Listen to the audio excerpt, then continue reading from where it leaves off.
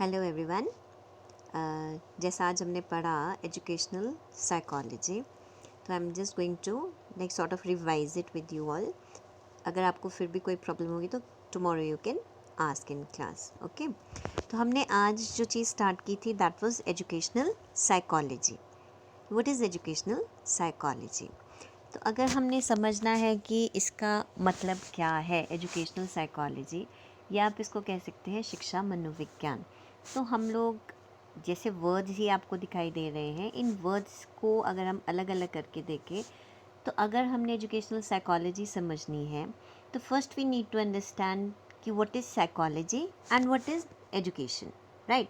तो चलिए आज हम यही देखने की कोशिश करेंगे कि what is psychology and what is education. तो पहले हम लोग चल रहे हैं साइकोलॉजी की तरफ, राइट। तो व्हाट इज़ साइकोलॉजी? अगर हम इसका लिटरल मीनिंग ढूंढने की कोशिश करें तो साइकोलॉजी कही गई है, it is made up of two words, psyche and logos. As you can see on the screen, psyche means soul and logos means talk. तो साइकोलॉजी का लिटिल मीनिंग हुआ टॉकिंग अबाउट सोल, यानी कि अपनी soul के बारे में बातचीत करना, या इसको हम और भाषा में भी बोल सकते हैं कि स्टडिंग और the science of soul, okay. तो साइकोलॉजी को जब ये स्टार्ट हुआ in the very beginning, the concept of psychology earlier उसको फ़िलासफ़ी के अंडर लिया जाता था, बट जैसे जैसे इसके ऊपर बातचीत करनी शुरू हुई तो इसको एक अलग ही डिसिप्लिन ले लिया गया and it was considered as, इसका एक अलग ही सारा वो बना दिया, study of area, and that study of area is known as psychology. Let's try to find out कि व्हाट इज़ साइकोलॉजी. ये कह रहे हैं that psychology is the science of soul. सबसे पहले यही निकाला गया that psychology is the science of soul. अब आपको लग रहा होगा पता, पहले लोगों ने बोला ये कि it is the study of soul, but because soul का कोई आप कह सकते हैं एक कॉन्क्रीट फॉर्म में नहीं प्रेजेंट थी, या इसका जो कॉन्सेप्ट है it is not clearly defined, तो आपका ये वाला कॉन्सेप्ट एकदम से मना किया गया कि नहीं, we can not like study soul, it is not possible to study soul, right. उसके बाद कहा गया इसको science of mind. Again the same thing, mind है क्या, मन क्या है, किस चीज़ को बोल रहे हैं हम, मन. क्या पढ़ना है हमने मन के अंदर, हम उसको कैसे स्टडी करें, क्या आपके पास टूल्स हैं, टेक्निक्स हैं जिससे आप माइंड को स्टडी कर सकते हैं. तो धीरे धीरे दिस वाज आल्सो रिजेक्टेड कि हम इसको नहीं बोलेंगे साइंस ऑफ माइंड. फिर पहुंचे साइंस ऑफ कॉन्शियसनेस. पिछली चीज़ों को मना करके फिर उन्होंने बोला no, it is the science of consciousness. अब कॉन्शियसनेस क्या है? As you all know, consciousness हम बोल रहे हैं चेतना को, ठीक है. When an individual is aware, किस चीज़ के बारे में अवेयर? एवरीथिंग, अपनी एग्जिस्टेंस, अपने आसपास क्या हो रहा है, वो क्या कर रहा है, इन सब चीज़ों के बारे में when you are aware, conscious, तो उसको हम कॉन्शियसनेस कहते हैं. इसको क्यों रिजेक्ट किया गया? कॉन्शियसनेस को इसलिए इन्होंने रिजेक्ट किया कि जो हमारी पर्सनालिटी है या जो हम इंडिविजुअल्स हैं, वो सिर्फ हमारा कॉन्शियस क्या बोलते हैं उसको, आस्पेक्ट नहीं है. Is that clear? हम लोगों की personality is not just the conscious aspect of us. हम लोग कई बार ऐसे काम करते हैं जिसके बारे में we are not even aware, unconsciously हम काम कर देते हैं. ये सब कॉन्शियस स्टेट में भी हम लोग बहुत चीज़ें करते हैं. दैट मीन्स हम जो भी काम कर रहे हैं उसके पीछे ज़रूरी नहीं हमारा कॉन्शियस एफर्ट ही हो, वो अनकॉन्शियस भी हो सकता है, उसके अंदर सब कॉन्शियस भी एक्टिव हो सकता है. तो सिर्फ कॉन्शियसनेस को स्टडी करना भी साइकोलॉजी नहीं है. तो ये सारी चीज़ें धीरे धीरे करके रिजेक्ट की गई. फिर हमने इसको बोला साइंस ऑफ बिहेवियर, राइट. तो अब हम इसको कंसिडर करते हैं, psychology is considered as the science of behaviour. Clear? अब वॉटसन ने डेफिनेशन दी है साइकोलॉजी की, that psychology is the positive science of behaviour. Behaviour को स्टडी करना scientifically. Clear?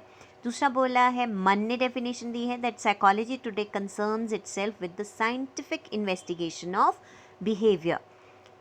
That means behaviour को, वैसे तो ऑल ऑफ यू नो, हम most of the times we are studying people around us. हम हर आदमी के बारे में जो हमारे आसपास होता है उसको ऑब्जर्व कर रहे हैं, उसको सोचने समझने की कोशिश कर रहे हैं, बट उस स्टडी को हम साइकोलॉजी नहीं कह रहे हैं। साइकोलॉजी अकॉर्डिंग टू मन हम किसको कह रहे हैं? अकॉर्डिंग टू मन हम साइकोलॉजी कह रहे हैं साइंटिफिक इन्वेस्टिगेशन ऑफ बिहेवियर। हम बिहेवियर को स्टडी तो कर रहे हैं बट नॉट रैंडमली और कैजुअली। जब हम उसको साइंटिफिकली स्टडी करेंगे तब हम उसको साइकोलॉजी कहेंगे। Scientific, all of you no, step by step procedural tools, techniques, ये सब चीज़ें जब हम यूज़ करके किसी के बिहेवियर को स्टडी करेंगे तब हम उसको साइकोलॉजी कहेंगे, राइट? क्रो एंड क्रो ने definition the that psychology is the study of human behaviour and human relationships. ठीक है, तो अगर आप इन डेफिनेशंस को देख रहे हो, इसके अंदर जो इंपॉर्टेंट वर्ड निकल के आ रहा है that is behaviour. Now let's find out what is behaviour.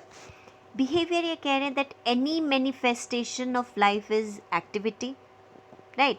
अगर आप जिंदा हैं तो कैसे पता चलेगा कि आप जिंदा हैं? आप कुछ तो कर रहे हैं, कुछ तो काम हो रहा है, कुछ तो एक्टिविटी हो रही है, और वो जो एक्टिविटी हो रही है that is your behaviour, right?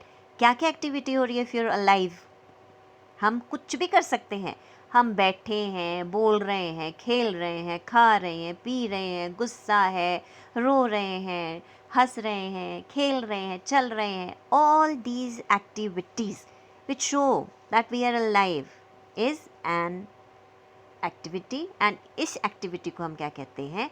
इस एक्टिविटी को कहते हैं हम behaviour. I hope it is clear. Any manifestation of life is activity and that activity is our behavior. जो भी हम करते हैं वो सब है हमारा behavior. अब ये जो कुछ हम कर रहे हैं, जो भी हमारा behavior है, जैसे जो हमारा behavior है वो 3 डोमेन्स के अंदर आता है। That means हम जो भी काम करते हैं इन्हीं तीनों डोमेन्स के अंदर रहकर करते हैं। इसलिए हमारे बिहेवियर को भी 3 टाइप्स में आप कह सकते हैं कि हमारा बिहेवियर 3 तरह का हो सकता है: cognitive, affective and psychomotor, right?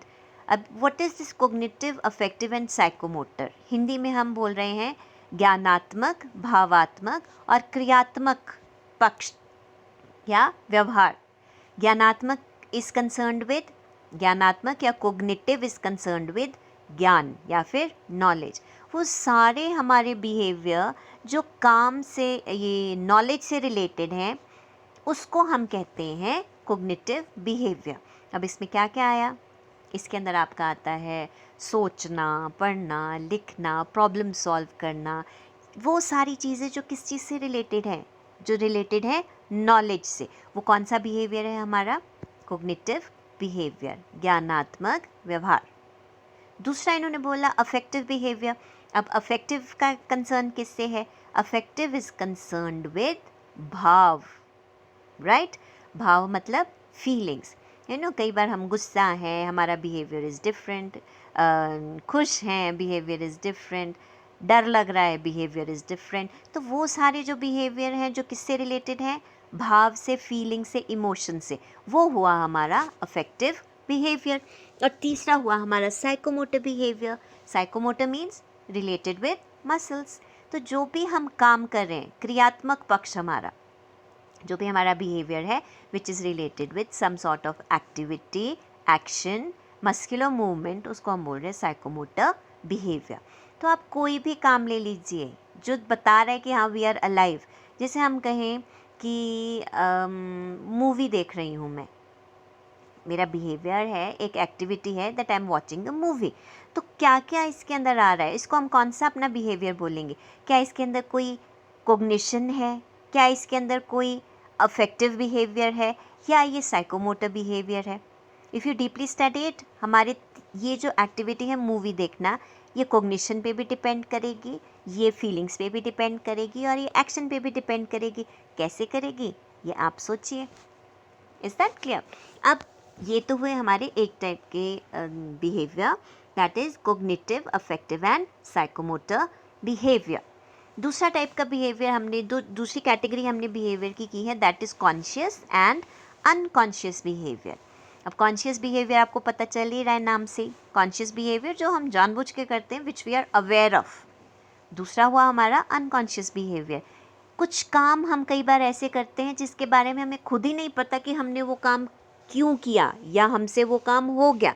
मतलब लाइक हम लोगों को हो सकता है उसके बारे में कुछ खास नॉलेज भी नहीं है, कुछ भी नहीं है, फिर भी हमसे वो काम हो गया। That is the unconscious behaviour. हमारा वो क्या है? Unconscious behaviour. So I hope behaviour is clear with you. Behaviour होता है कोई भी एक्टिविटी जो हम करते हैं। अब ये एक्टिविटी क्या हो सकती है या हमारा बिहेवियर क्या हो सकता है? ये कोग्निटिव, अफेक्टिव और साइकोमोटर डोमेन के अंदर कोई भी एक्टिविटी हो सकती है। ये कॉन्शियस भी हो सकती है, ये अनकॉन्शियस भी हो सकती है, द बिहेवियर, राइट। जैसे आप यहाँ पे देख रहे हैं, दो पिक्चर्स आपको दिख रही हैं। अब फर्स्ट वाला अगर आपको दिख रहा है तो आपको दिख रहा है how well arranged it is, या ये इतना नीट एंड टाइडी क्यों है या कलरफुल क्यों है। इसको जिस भी आदमी ने बनाया है उसका कुछ बनाने का पर्पज़ होगा, कोई उसका इसके पीछे पर्पज़ होगा, कुछ तो रीज़न होगा कि उसने ये चीज़ बनाई है। तो अगर हम उसको स्टडी करने की कोशिश करें उसके बिहेवियर को, बट नॉट रैंडमली, नॉट क्या बोलते हैं उसको, जनरली, बट साइंटिफिकली, तो हम उसको बोलेंगे बिहेवियर, साइकोलॉजी। अब देखिए दूसरी पिक्चर, इसके अंदर बच्चा दिख रहा है आपको, दूसरे की तंग कर रहा है, उसको रुलाने की कोशिश करेगा, उसकी चोटी खींच रहा है, ठीक है, ये उसका बिहेवियर है। अब अगर हम इसको स्टडी करें कि why is he doing that, इसके पीछे अब एक्शन तो है ना, आपको पता है इसके अंदर क्या नॉलेज चल रही है या फीलिंग्स चल रही हैं या साइकोमोटर बिहेवियर है। बट अगर हम इसको स्टडी करना चाहें कि why is he doing it, तो उसको नॉट रैंडमली बट साइंटिफिकली, तो उसको हम कहेंगे साइकोलॉजी। आई होप इतना आप लोगों को क्लियर है कि व्हाट इज़ साइकोलॉजी। अभी तक हमने जो देखा उसके accordingly psychology is not the study of soul, it is not the study of mind, it is not the study of consciousness, but it is the study of behavior. Behavior कौन सा? Behavior can be cognitive, behavior can be affective, behavior can be psychomotor. It can also be conscious or unconscious. Right अभी classroom में क्या कैसे होता है, जैसे classroom में कोई भी बच्चा है, आपको दिख रहा है कि चुपचाप बैठा हुआ है।